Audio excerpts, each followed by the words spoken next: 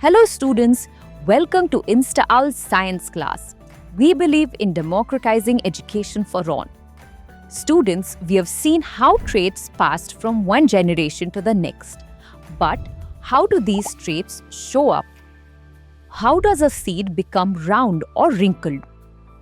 Or a plant grow tall or short? Inside each cell, there's DNA. And this DNA acts like an instruction manual. Specific segments of this DNA are called genes, and each gene gives the command to make a protein. Through transcription, DNA is copied into mRNA. At the ribosome, the protein-making factory of the cell, translation uses the mRNA to build proteins. Now, let's connect this to a visible trait. Say, the height of a plant. A plant grows tall because it produces a specific growth hormone. But the hormone can't be made without a certain enzyme, and the recipe for making that enzyme comes from the gene. If the gene is normal, the enzyme works efficiently, enough hormone is made, and the plant grows tall.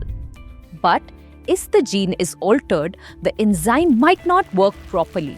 Less hormone is produced and the plant stays short. So, the gene makes the enzyme and the enzyme influences the hormone, which then decides the plant's height.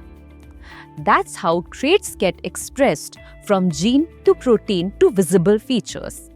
Now, let's connect this to inheritance. According to Mendel's interpretation, each parent contributes one set of genes to the offspring. This means that the offspring has 2 copies of each gene, one from each parent. But how does this gene set exist in the cell? Chromosomes are long thread-like structures made from DNA, and each one carries hundreds or even thousands of genes that control different traits in our body. Each cell has 2 copies of each chromosome, one maternal and one paternal. When germ cells are formed, they receive only one chromosome from each pair. So, when fertilization happens, the new cell receives one set of chromosomes from each parent, restoring the full number.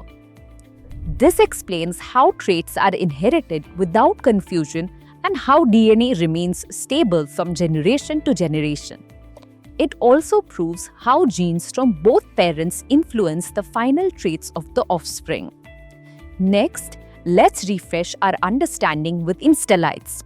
First, we learn about genes and their role in trait expression, where genes determine traits through protein production. Then they explored genes, enzymes, and hormones influence traits, with enzymes and hormones controlled by genes affecting traits. Next, we covered one gene from each parent, where offspring inherit genes from both parents. Finally, we discussed chromosomes and gene combination in offspring, where chromosomes from both parents combine during fertilization. More coming soon from InstaOwl. Bye!